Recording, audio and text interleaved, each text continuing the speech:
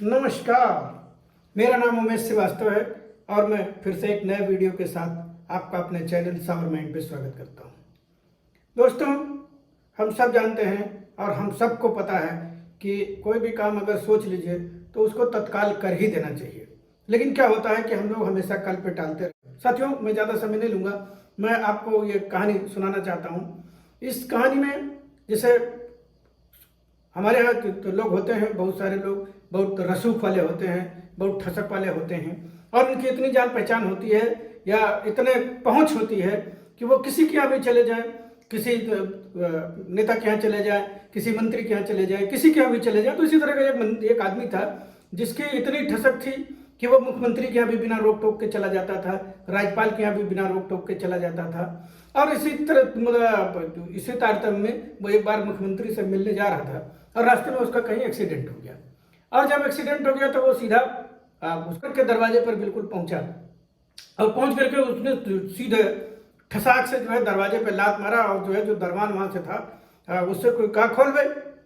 तो उसने कहा रे भाई जो है ये स्वर्ग का दरवाजा है, ये साधारण आदमी के लिए नहीं है और जो है कि आप ऐसे कैसे सीधे यहाँ चले आए। रुकिए, आप यहाँ पहले इंतजार करिए, मैं देखता हूँ कि आपका खाता पहले चेक करवाता हूँ कि आपने कोई अपनी ज़िंदगी में ऐसा कोई काम किया है कि जिससे आपको यहाँ जगह दी जाए। बोले तो ठीक है, कोई बात नहीं, मैं वेट करता हूँ। ऐसे तो मैं कभी ज़िंदगी में कभी कहीं वेट नहीं किया, ना मुझे किसी ने रोका, किसी की इतनी औकात नहीं थी कि जो मुझको रोक दे।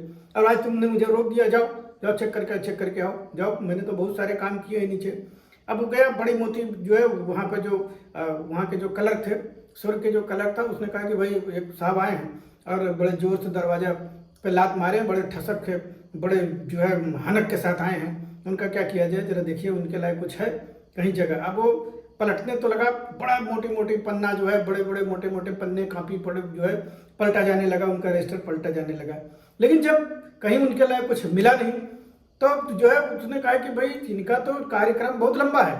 हर बार ये डिसाइड करते थे कि इस बार जो है अनाथालय बनवाना है, इस बार स्कूल बनवाना है, इस बार लोगों के लिए कुछ काम करना है। बड़े बड़े इन्होंने दावे भी किए थे और बड़े बड़े इन्होंने सोचा भी था, लेकिन किया कुछ नहीं।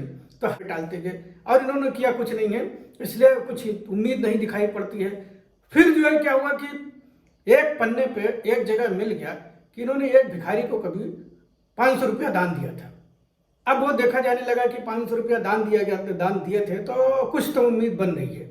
लेकिन फिर तो द्वारपाल ने कहा नहीं, ठीक से आप देख लीजिए। तो जो है क्लर्क फिर से पूरा चेक करने लगा, बोला रुको रुको रुको रुको, इन्होंने 500 रुपया दिया तो था भिखारी को, लेकिन इन्होंने अपने मन से नहीं दिया था, बड़ी मजबूरी में दिया था। पूछे बोला क्यों? बोला ये अपने 4-5 दोस्तों के साथ खड़े थे और वो जो भिखारी था वो बड़ा चतुर था, वो जानता था कि ये महाशय जो है इसे तो देते नहीं है, लेकिन अब इनके मित्र हैं साथ में, तो अब इनकी मजबूरी है कि देंगे तो जरूर। और ये उसी समय उनसे भिखारी उनसे मांगने चला गया तो बड़ा संकोच करते हुए इन्होंने वो 500 रुपया इन्होंने दे दिया उसको। लेकिन चलो ये नहीं आओ, इन्होंने दे ही दिया है। और लेकिन अब ये दे दिया तो अब इन्होंने तो अपने मन से दिया नहीं, इन्होंने जो है अपने मित्रता के कारण दिया, लोगों में अपनी इमेज के कारण दिया। तो इस नाते ये भी बनता तो नहीं है इनका, लेकिन अब किया क्या जाए, बड़ा मुश्किल में पड़ गए, बड़ा दोनों में खींचातानी चल रही थी।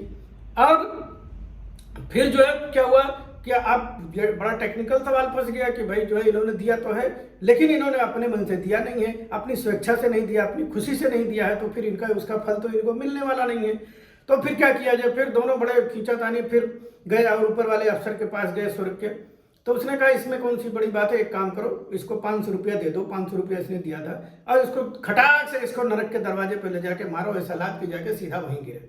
दोस्तों, आप सोचिए कि उस व्यक्ति ने जो 500 रुपया जो उसको देना भी था वो भी वो नहीं दे सका, जिंदगी भर टालता रहा, जबकि उसके पास अपार संपत्ति, अपार धन दौलत, धन शक्ति सारा कुछ उसके पास था। वो चाहता तो बहुत कुछ कर सकता था, लेकिन कभी नहीं किया क्योंकि वो टालते रहा।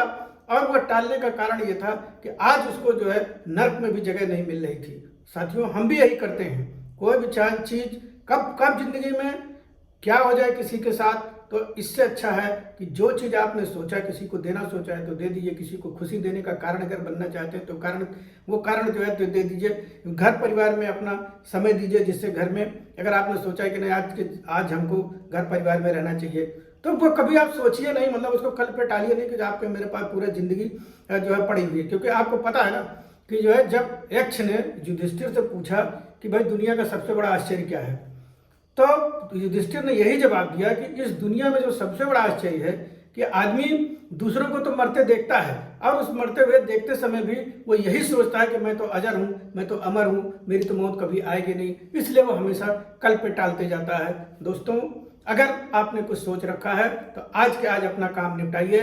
और अगर आपको ये वीडियो अगर अच्छा लगा हो, लाइक करिएगा, शेयर करिएगा और इस चैनल को ग्रो कराइए। मैं आपके लिए इसी तरह से बहुत सारे मनोरंजक किस्से कहानियों के माध्यम से जीवन का एक लेसन लेकर आता रहूँगा। नमस्कार।